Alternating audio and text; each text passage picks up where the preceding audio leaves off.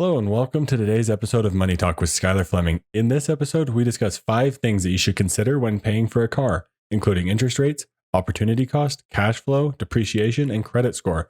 We're going to explain how interest rates work and the concept of opportunity cost. We'll also talk about cash flow and whether paying for your car upfront would strain your finances. We're also going to discuss depreciation and how financing a car can result in owing more than it's worth.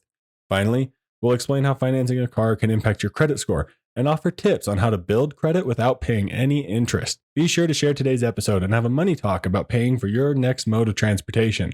The money talking points for today's episode are: what are other ways that I could use the money that I would use to pay for a car? And 2, are there cheaper alternatives to owning a car that may be beneficial for my financial life? With that in mind and those 2 money talking points ready to talk about, let's get right into today's episode.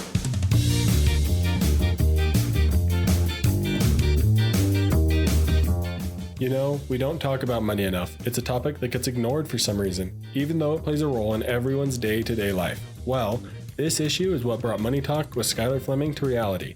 I know you're probably busy and don't have time to research and learn about all the things that go into personal finance, but that's where this podcast, Money Talk, comes into play.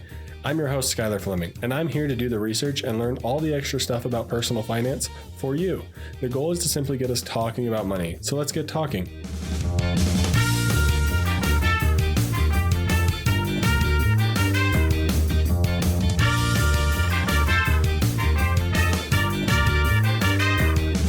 Awesome. Well, there's 5 main points. Like I said, we're going to talk about interest rates, opportunity cost, cash flow, depreciation, and credit score. There's going to be a lot of great conversation that can come from this one, so I hope you're ready. But guess what? Cars can be very expensive, both financially and in many other ways. Driving can be very stressful and honestly bad for your health. It can also be dangerous. But in this episode, we're going to talk about the financial impacts and especially the financial opportunity cost of paying for a car with cash. So let's get right into the impact that paying for a car with cash can have on your wallet.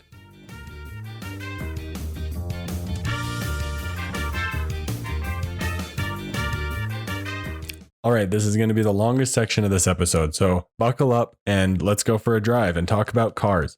There are 5 things that I want to discuss, like I've mentioned previously. Let's talk about interest rates first. Interest rates. If your interest rate for a new car is going to be straining for you financially, then this is probably an option you want to avoid, meaning financing.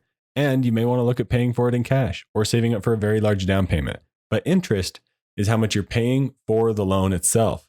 That's how much the loan or the money is costing you. Let me explain it another way. So you pay a certain amount of money for a burger, right?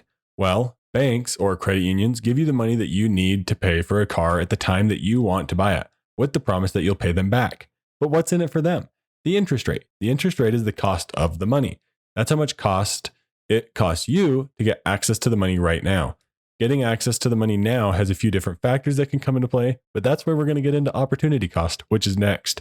When you pay for a car with cash, you're losing opportunity to invest the money elsewhere, and that's where the term opportunity cost comes from. Potentially earning a higher rate of return, or if you finance the car, you can then invest the cash and earn a return while still making monthly payments on the car. Whereas if you pay for the car in cash all at once, you may not have that money available to invest.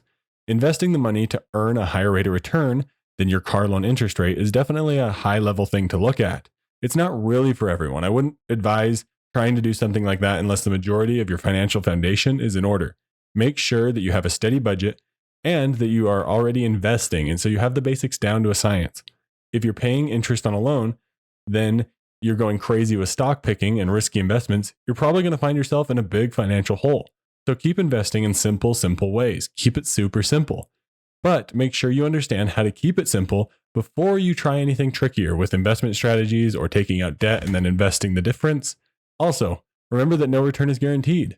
So it's possible to lose money, and then you're owing interest and your investing value is down.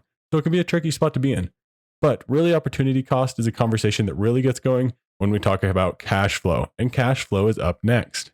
Cash flow, something that you really need to consider when it comes to buying a car. Do you actually have the money to pay for the car up front? Is it going to damage your emergency fund? What are the ramifications of reducing your cash holdings? What do you want to do with all that money? What if you pull it out, all of your money? So say all your money's in a nice, safe, high yield savings account where it's earning a decent amount of money on interest. And what do you do if you pull out all that money and put it in a depreciating asset right now, well, what if that car gets in a crash and now your money's locked up in that way and you don't really have the money to go out and do anything else with it? Sure, you'd still owe on the car, but there's just an interesting conversation that comes up when you start using all of your cash just to pay for a vehicle. And it may be a good opportunity to keep the loan going and use the money elsewhere. So you got to make sure you consider cash flow and opportunity cost. And the other thing, like I was saying, is depreciation. Cars are known for losing value quickly. If you finance a car, you'll likely owe more on the car than it's worth for the first few years. And if you pay with cash, you won't have to worry about that. You won't have to worry about owing more than the car's value because you don't owe. And you can sell it at any time without worrying about paying off the loan or making sure you sell it for enough to pay off the loan. This is another reason that a down payment is likely a good thing to look at. You want to make sure that you're in a smart situation with your auto loans so that you don't end up underwater the whole time you're paying off the loan, especially if you trade in vehicles and roll debt into the next vehicle. That can put you in a very bad financial situation, especially if the vehicle's in an accident and you're rolling in multiple vehicles' debt into one vehicle. Suddenly, you're definitely underwater because you're paying for 2 or 3 vehicles with this one vehicle's loan. And how in the world are you going to get enough money from insurance to pay for 3 vehicles when only one is crashed? Something that always comes into play when you're not paying for a car with cash is your credit score. Financing a car can be a great way to build a credit score if you're making payments on time. But if you have a poor credit score, then financing may put you in a tricky situation. You may get stuck with a high interest rate. That makes vehicles more expensive for you. But I don't really like the idea of building your credit score with anything other than a regularly paid in full credit card, because then you can avoid any interest and still build your credit. So please don't go out and get an auto loan for the sake of building a credit score. If you have access to a working vehicle, use it. Don't go get an auto loan just to build your credit score. There's ways to build your credit score for free, using credit cards and making sure you're taking advantage of paying off your credit cards in full so you don't have to pay any interest. So never consider taking on debt if you're going to pay interest just for the sake of building your credit score. There's ways to do it without paying interest, as I keep saying. But yes, paying on your loan on time will help your credit score. However, if you're currently paying cash for a car, it may be a better option than taking on unnecessary debt. So if you have the opportunity, then go for it. Pay for it with cash so you don't have to take on debt. Next, let's talk about how you can use and implement some of this conversation in your financial life.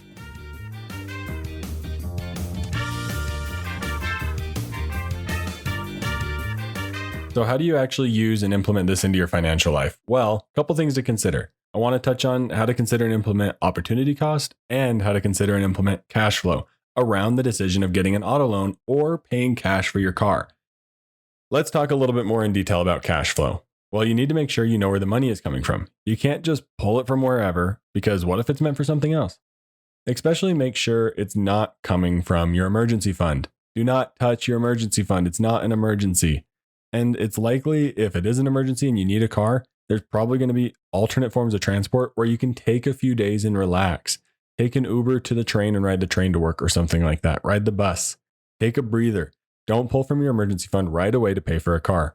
And give yourself a few days to think about it. Because if you're being quick to pay for a car with cash using your emergency fund, you might get put in a bad deal. Have a budget.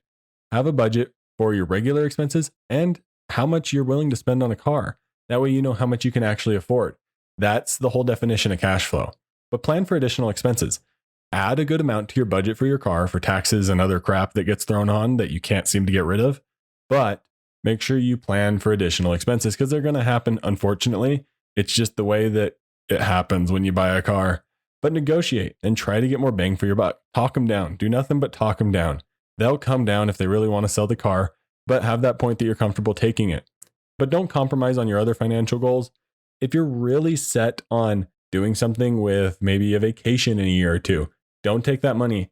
Don't touch it. Just leave it there. Figure out another way to pay for the car.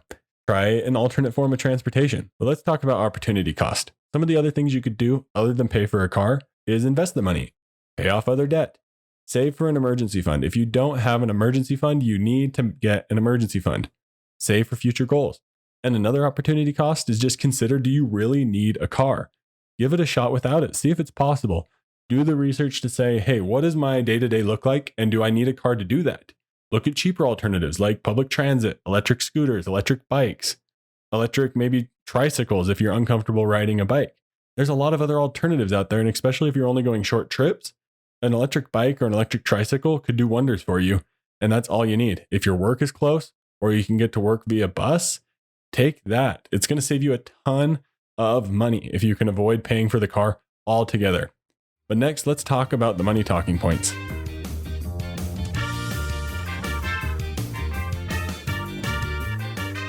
The first money talking point is, what are other ways that I could use the money that I would use to pay for a car? And this is a question that you got to consider for yourself. Honestly, right now, let's say you have an auto loan already. That's a really low interest rate because you bought it a year ago when interest rates were still lower. But now interest rates are coming way up, and an Ally savings account is paying more than your auto loan in terms of interest. Like, your interest rate on your auto loan is lower than the interest rate you're earning at your bank or your high yield savings account. You could just, instead of paying extra on the car, if you have a lot left and can't pay it off right now, consider putting that extra payment into a savings account, because you're going to earn more interest that way. And that's a guarantee if it's in a high yield savings account. So that's one way to look at it. That's an opportunity cost. But I want you to think through this one and then leave a comment, whether it's in the Facebook or Instagram post or in the show notes there on Spotify. There should be a Q&A section where you can leave some feedback about the episode. Let me know what other ways you could use money you would use to pay for a car if you're not paying for a car. The second money talking point.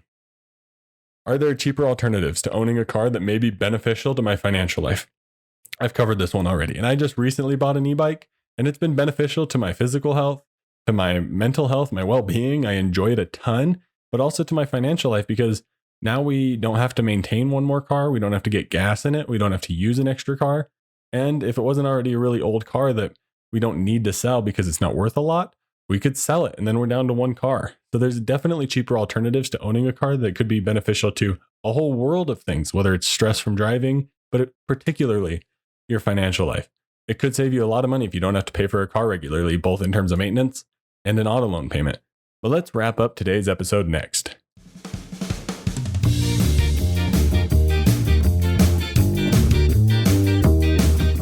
I'm a huge fan of looking at opportunity cost. Sit down and write down all the things that you could do with that money instead, or apply that conversation to other decisions you have to make in your life. Looking at the opportunity cost can help you see things through an entirely new lens. But I think we need to consider more than just the cost of purchasing something. What else could you do with the money? What are goals that you already have set aside with the money? What are alternatives? How could the money be used elsewise? Is it better to take out an auto loan or pay for cash? I'll let you debate that one, but I see both sides. If you're able to get a good interest rate, taking out the auto loan may be a good idea. If the interest rates aren't good or you have the money available, paying for it with cash could be really easy on your life, and then you don't have to stress about it. But thank you for tuning into this episode where we talked about 5 things that you should consider when paying for a car. I hope this episode provided you with valuable insights to help you make the decision when it comes to paying for your next car. Remember, understanding interest rates, opportunity cost, cash flow, depreciation, and credit score can make a significant impact in your financial life. So be sure to weigh your options carefully before making a decision. If you enjoyed this podcast, please subscribe to my podcast and leave us a review on Spotify, Apple Podcasts, or wherever you listen. Leave a comment on social media or on Spotify. But stay tuned each week for more valuable money talks. Next week, we'll have another guest on, so look forward to that. But thank you for listening to Money Talk with Skylar Fleming. I'm your host, Skylar Fleming. Have a great week. Thank you for listening to Money Talk. The Money Talk show is provided for informational and entertainment purposes and should not be used for personal or specific financial advice. Every situation is unique and different. Please make sure to do your own research for your personal financial situation.